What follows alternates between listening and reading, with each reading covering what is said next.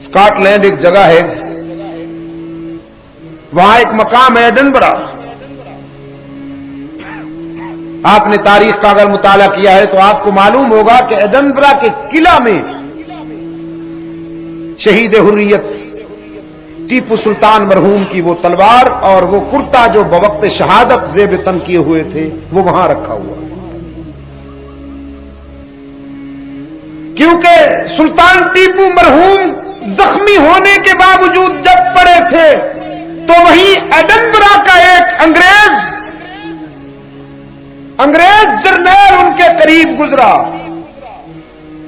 اور شیر میسور کو زخمی دیکھ کر اس نے بوٹ کی ٹھوکر لگائی ہے سلطان ٹیپو کو کہ تم نے مزہ چکھ لیا.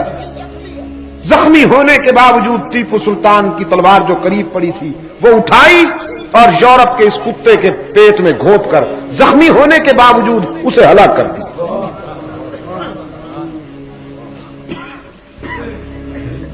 وہ ایڈنبرا کا تھا. تو پھر برٹش گورنمنٹ نے اس خدمت کے صلہ میں کہ چونکہ اس نے جان دی سلطان ٹیپو کی تلوار اور کرتا وہیں رکھا ہوا ہے. دوستوں نے مجھ سے کہا تھا کہ آئیں ہم آپ کو دکھائیں. میرا جی چاہا، ہم تیار ہو کر گئے بھی دیکھنے کے لیے. لیکن جب وہاں گئے تو میں نے دیکھا کہ بہت بڑی تعداد میں انگریز عورتیں اور انگریز مرد بچے قطار میں کھڑے ہیں اس کو دیکھنے کے لیے، اور میلے کا سماں ہے. تو میں نے دوستوں سے کہا واپس چلیں، ہم یہ نہیں دیکھیں گے. کہنے لگے کیوں؟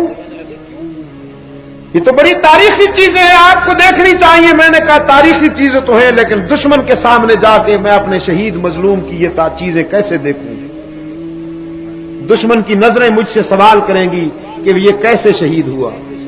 تم میں سے اپنوں نے غداری کی تھی، تمہارے ہی لوگوں میں سے کچھ لوگوں کو ہم نے خرید کر لیا تھا جس کی وجہ سے ٹیپو سلطان کا یہ انجام ہوا. میں ان کی ان نظروں کا سامنا نہیں کر سکتا. ہائے دیکھا جو تیر کھا کے کمی گاہ کی طرف تو اپنے ہی دوستوں سے ملاقات ہو گئی. ہر دور میں یہی ہوتا رہا. دشمن کبھی ہم پہ براہ راست فتح حاصل نہیں کر سکتا، لیکن جب بھی ہم مارے گئے اسی وجہ سے مارے گئے کہ ہم میں سے کچھ لوگوں نے غداری کی اور وہ دشمن کے ہاتھوں میں استعمال ہو گئے. کلہاڑا ایک درخت کو کاٹ رہا تھا.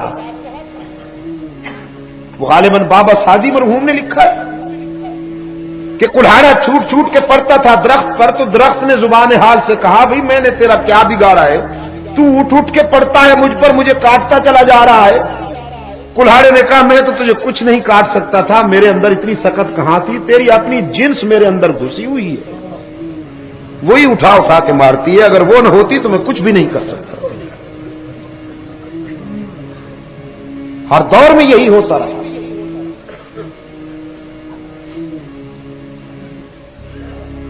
اپنوں کی مہربانیاں بے شمار ہیں دوستوں. تو ایڈنبرا کی سیرت کانفرنس کے بعد مجھ سے ایک بوڑھے انگریز نے اردو میں گفتگو کرتے ہوئے پوچھا کہ ایران میں جو کچھ ہو رہا ہے یہی اسلام یہی ہے؟ اردو بڑی سستا بولتا تھا کمبا. یہاں برے صغیر میں رہا ہے وہ کئی سالوں تک، لیکن انگریز کی اردو سستا بھی ہو تو بہرحال لنگڑی تو ہوتی ہی ہے نا. انگریز جب اردو بولتا ہے تو یوں لگتا ہے جیسے ابو جہل کلمہ پڑھ رہا ہو.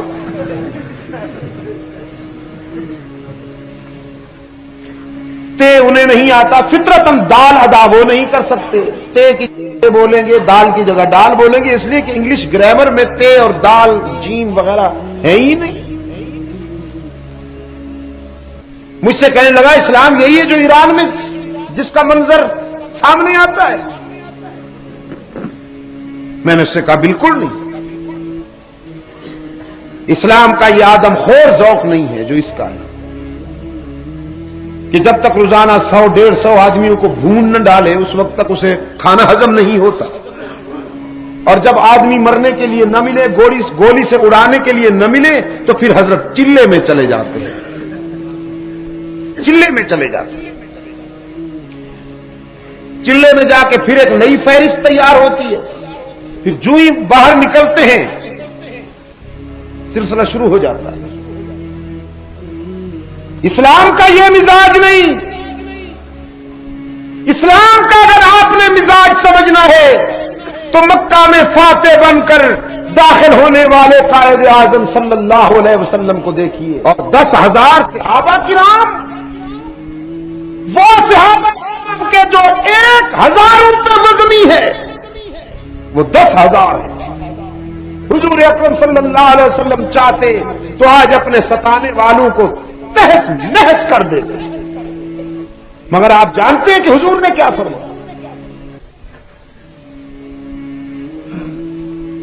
حضرت سعد بن عبادہ رضی اللہ تعالی عنہ سید الانصار ہیں, انہوں نے جذبات میں یہ نعرہ لگا دیا تھا کہ آج انتقام اور چکر کا دن ہے. رحمت عالم صلی اللہ علیہ وسلم نے فرمایا ہرگز نہیں, آج معافی اور رحمت کا دن. اور تنبیہاً حضرت سعد سے جھنڈا لے لیا, حضرت علی کو بلایا, فرمایا علی تم یہ جھنڈا اٹھاؤ. اب تاریخ میں 3 مرحلے ہیں جہاں حضور اکرم صلی اللہ علیہ وسلم نے جھنڈا حضرت علی کو دیا. ایک فتح مکہ کے موقع پر, ایک بدر میں جب اسلام کا علمبردار زخمی ہو کر گر گیا اور پرچم اسلامی نہیں مل رہا تھا, رحمت عالم صلی اللہ علیہ وسلم کی خدمت میں مجاہدین اسلام نے جب یہ اطلاع دی کہ حضور اسلام کا پرچم بھی نظر نہیں آ رہا اور پرچم بردار بھی زخمی ہو کے گر گیا ہے, اب ہم کس کپڑے کو اسلام کا پرچم بنائیں اور وہ پرچم کون اٹھائے؟ تو رسول اکرم صلی اللہ علیہ وسلم نے فرمایا تم ٹھہرو. خیمے میں تشریف لے گئے. کچھ دیر کے بعد سیدہ عائشہ صدیقہ کی اوڑھنی لے آئے, حضرت عائشہ کی چادر لے آئے اور فرمایا اب یہ اسلام کا پرچم بن کر لہرائے گی. اور فرمایا علی کہاں ہے؟ حضرت علی رضی اللہ تعالیٰ عنہ نے عرض کیا حضور حاضر ہوں. فرمائیے کیا حکم ہے؟ پیغمبر نے فرمایا آج عائشہ کی اوڑھنی اسلام کا پرچم بنے گی اور اس پرچم کو علی کے ہاتھ بلند کریں گے. نعرہ تکبیر, شان عائشہ تو صدیقہ. اجمی منافقین نے تاریخ کے من گھڑت حوالوں سے ماں بیٹے کے درمیان میں جو اختلاف و عداوت کے کسے گھڑ رکھے ہیں, آپ اسی ایک اشارے سے سمجھ سکتے ہیں کہ حضرت علی رضی اللہ تعالی عنہ اپنی روحانی مادر محترمہ حضرت عائشہ کے کتنے سچے فرزند ہیں. ایک اس موقع پر اور ایک خیبر کے مرحلے پر. اور اتفاق بڑا عجیب ہے کہ حضرت علی رضی اللہ تعالی عنہ کے ہاتھوں میں جب بھی جھنڈا آیا اللہ نے فتح عطا کی.